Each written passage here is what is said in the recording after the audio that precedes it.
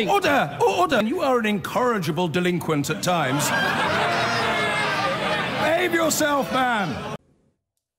Now, the Prime Minister has once again backed the Transport Secretary, Chris Grayling, as he faced further criticism in Parliament over the awarding of a contract to provide ferries in the event of a no-deal Brexit to a company with no ships. Theresa May insisted that due diligence was carried out before start-up company Seaborne Freight was given a now rescinded contract. But this afternoon, MPs grilled a senior Department of Transport civil servant about how rigorous the checks into Seaborne's main investor really were. Our business editor, Seaborne Kennedy, reports. It turned out the only ship Seaborne Freight ever had was the one on its logo. Now that's vanished too. Today was the first chance for Jeremy Corbyn to take on Theresa May about the decision to yank the contract with the Phantom Ferry Company just weeks before we leave the EU. A company with no ships and no trading history. On the 8th of January, the Transport Secretary told the House, "We're confident the firm will deliver the service." What went wrong? We know what the government says went wrong. It claims it pulled the rug on Seaborne at the weekend when its main backer, Arklow Shipping, walked away. Without Arklow on board, Chris Grayling, the Transport Secretary, insisted a deal wasn't viable. The Prime Minister today stuck by the line that proper checks had been made.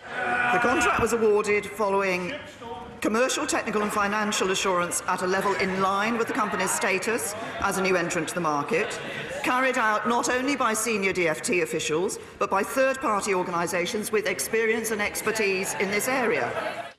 But just look at this. This is the breakdown of that due diligence. And on the financial checks, the experts conclude the standard tests could not be completed on Seaborne, given a lack of existing financial information. When it came to Seaborne's technical competence, the review flagged significant execution risks relating to the Seaborne bid. And as to its commercial suitability, the lawyers undertook a basic background check on Seaborne to ensure they passed a basic blush test.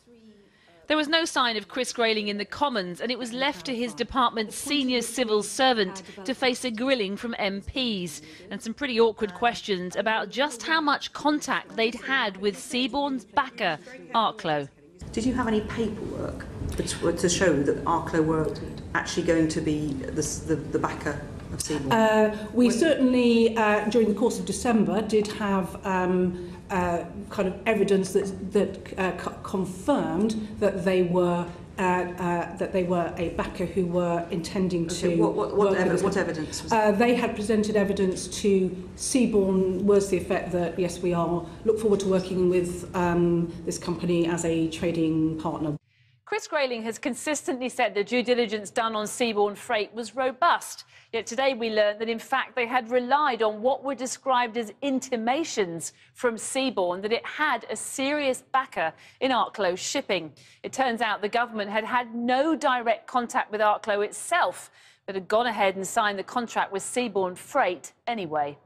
When did you first get a letter or anything come from Arklow directly? We got a formal letter to my Secretary of State from Arklow on the 15th of January from recollection. Right, so after you'd let the contract? Yes, after, but we had intimations via Seaborne that they so would have been asking that question. You took the word of Seaborne? I would need to check what precise pieces of paper were in play at that point.